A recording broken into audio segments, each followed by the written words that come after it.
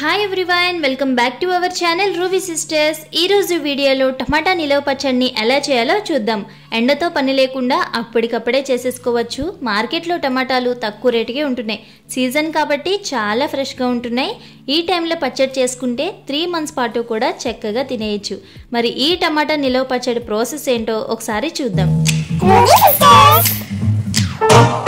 ముందుగా ఏమేమి కావాలి, ఎంతెంత క్వాంటిటీ కావాలో చూద్దామండి. ఒక 2 kg వరకు కూడా మంచివి ఫ్రెష్వి టమాటాలు తీసుకోండి.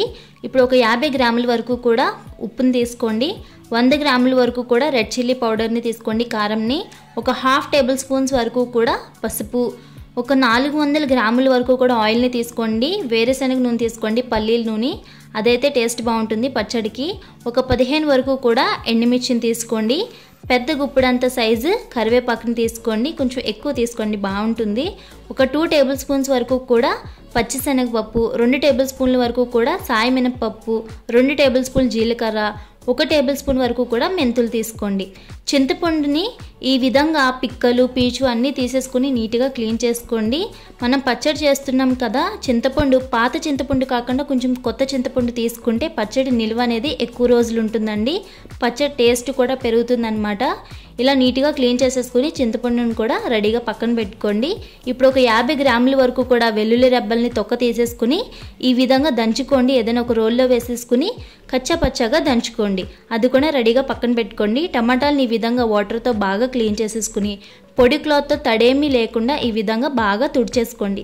తుడుచుకున్న తర్వాత టమాటాని వీడియో క్లిప్లో చూడండి, ఈ విధంగా సన్నగా మొత్తం అన్నీ కూడా కట్ చేసేసుకుని ఇప్పుడు ఈ విధంగా కట్ చేసుకున్నాం కదా, స్టవ్ పైన గిన్నె పెట్టేసుకుని ఆయిల్ ఏమీ యాడ్ చేయవసరం లేదు. మనం నార్మల్గా గిన్నెలోకి మనం కట్ చేసుకుని పక్కన పెట్టుకుని టమాటాలు యాడ్ చేసేసుకుని మూత పెట్టుకుని కవర్ చేసేయండి.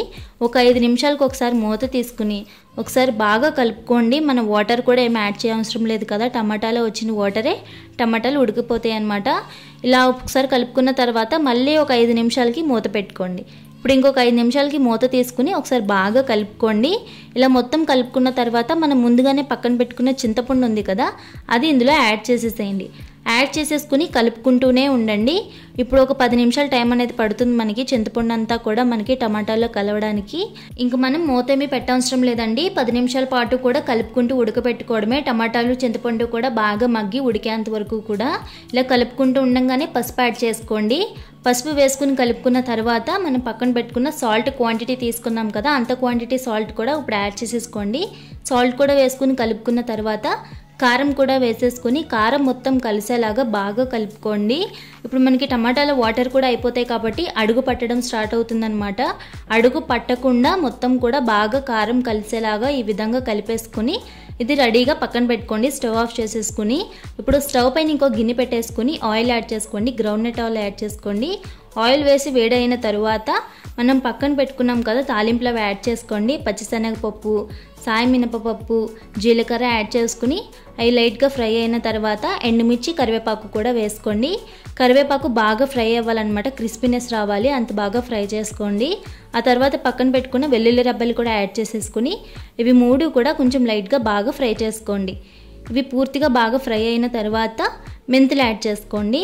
మెంతులు కూడా వేసుకుని ఒకసారి అవి కూడా బాగా ఫ్రై చేసేసుకోండి. ఇలా మెంతులు కూడా వేసుకున్న తర్వాత మనం పక్కన పెట్టుకున్నాం కదా టమాటా పచ్చడిని, అది ఇందులోకి వేసేసుకోండి. ఇలా వేసుకున్న తర్వాత ఒకసారి కలిపేసుకుని స్టవ్ ఆఫ్ చేయకూడదండి, ఎక్కువ రోజులు నిల్వ అనేది ఉండదన్నమాట. ఇలా వేసుకున్న తర్వాత 3 నుంచి 5 నిమిషాల పాటు కూడా మనం ఆయిల్లో ఫ్రై చేసుకోవాలి.